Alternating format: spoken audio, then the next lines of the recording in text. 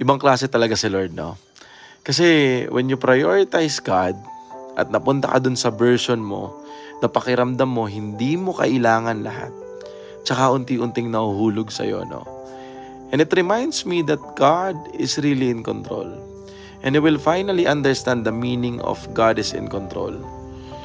Pag you're not expecting anything in your life, but God eventually give it to you, kahit hindi mo ine-expect, no?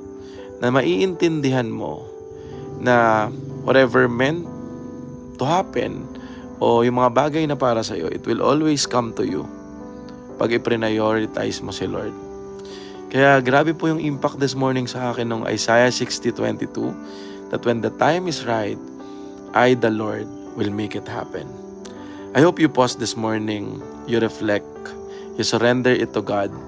Have peace na God is in control. Ibibigay yun ni Lord pag para sa'yo.